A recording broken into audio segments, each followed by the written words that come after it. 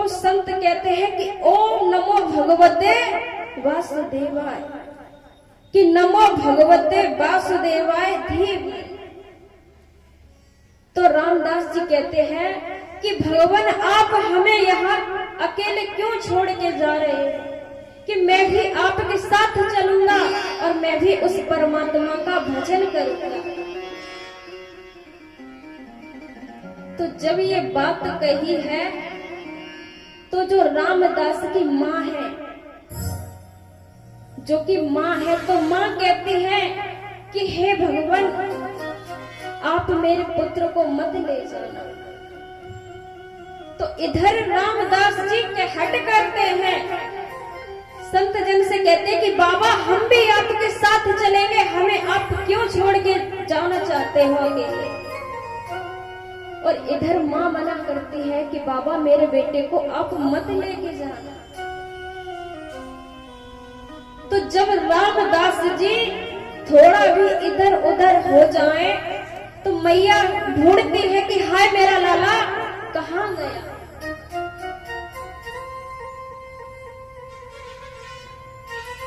तो महाराज जब ऐसे ही मैया ढूंढती रही तो उन संतों ने कहा कि बेटा आप अपनी माँ की सेवा करो, कि जब तक आपकी माँ है तब तक माँ से बढ़ के कोई भी गुरु नहीं होता। कि मातृ देवो भव पितृदेवो भव आचार्य देवो भव।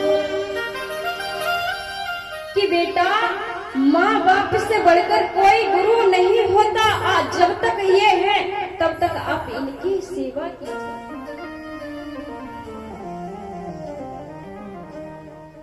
तो धीरे धीरे रामदास जी बड़े होते हैं तो माँ वृद्धावस्था में आ जाती है। तो कुछ समय व्यतीत होता गया तो माँ की एक ही दिन मृत्यु हो जाती है।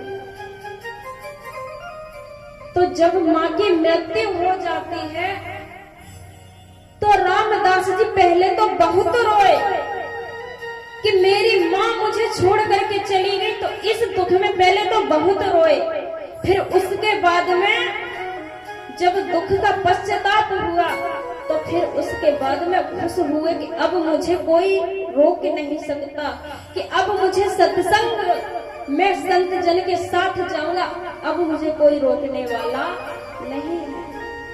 तो उसी समय उन संतों के पास में पहुंच जाते हैं और कहते हैं क्या,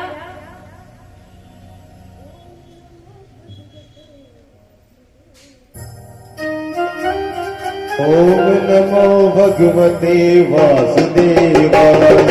ओम नमो भगवते वासुदेवाय। वासुदेवाय वासुदेवाय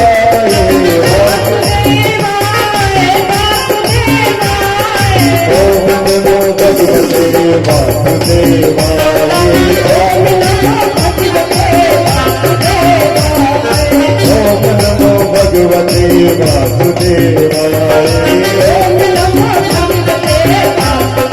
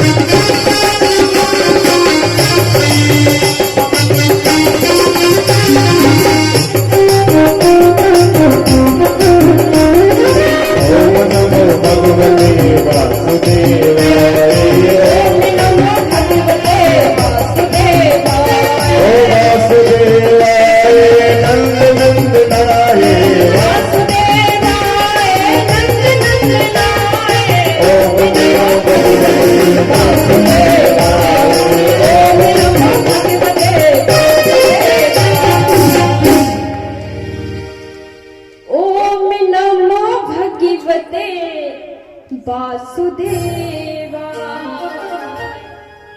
तो अब तो रामदास जी बड़े ही सुंदर भाव से झूमते हुए बोलते हैं उन संत जनों के पास में, ओम नमो भगवते वासुदेवा।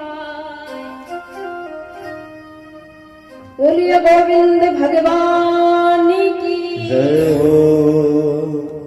तो महाराज अब इधर जो कि श्री वेद व्यास जी महाराज के पुत्र हैं, वो उसी समय जाकर के प्रभु की समाधि में बैठ जाते हैं। जब समाधि में बैठ जाते हैं तो एक बार वेद व्यास जी महाराज के मन में विचार आया कि मैंने इस श्रीमद् भागवत को लिखा है, तो इसका प्रचार कौन करेगा, कि इसका मैं कैसे पता लगाऊं कि यदि मैं ये कह दूंगा कि मेरा पुत्र जो कि सुखदेव है उसने काम और क्रोध पे को जीता है, तो संसार वाले ये कहेंगे कि अपने पुत्र की ये स्वयं बड़ाई कर रहे।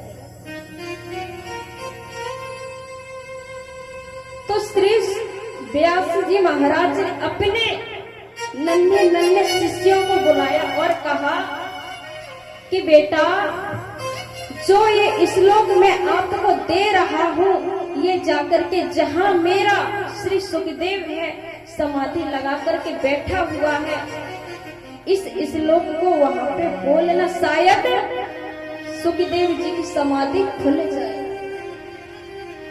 तो उन्होंने एक श्लोक दिया है और कहा है जाकर के बड़े सुंदर भाव से कहना, क्या, बरहा पीड़म नटे वरपुरहा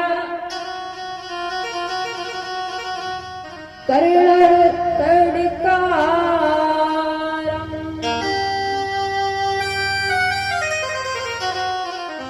विभद्रवासः कनाति कपीशम् बैजन्ती च माला।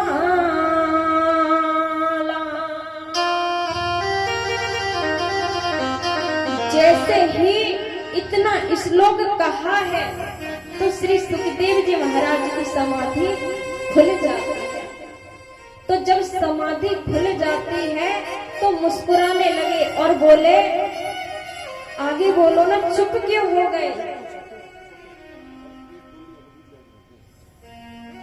तो श्री जो कि वेद व्यास जी महाराज के नन्हे नन्हे शिष्य हैं, उन्होंने कहा कि यदि इसके आगे आपको सुनना है, हमें तो इतना ही आता है कि आपके पिता के पास में ऐसे 18,000 श्लोक हैं। तो जैसे ही इतनी बात सुनी है तो श्री सुखदेव जी महाराज फिर से अपनी समाधि में बैठ जाते हैं कि होंगे अपने लिए, तो फिर से अपने ध्यान में बैठ जाते हैं।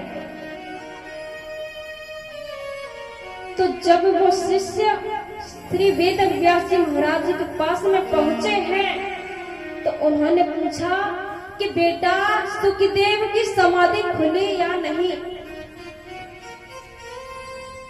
तो उन नन्हे नन्हे शिष्यों ने कहा कि गुरुदेव, समाधि तो खुली थी। तो उन्होंने कहा कि चुप क्यों हो गए, आगे बोलो। तो हमने कहा कि हमें तो इतना ही गुरुदेव ने बताया है, यदि इसके आगे आप सुनना चाहते हो तो अपने पिताजी के पास चले जाइए। ऐसे श्लोक उनके पास 18,000 है। तो जैसे ही हमने ये बात कही तो वो फिर से अपनी समाधि में बैठ गए। तो महाराज जब इतनी बात कही है तो श्री वेद व्यास जी महाराज ने एक श्लोक फिर दिया कि जाओ अब जा करके इसका वर्णन करना, इसे बोलना, तो शायद श्री सुखदेव जी महाराज की समाधि फिर से खुल जाए। तो कहा है, अहो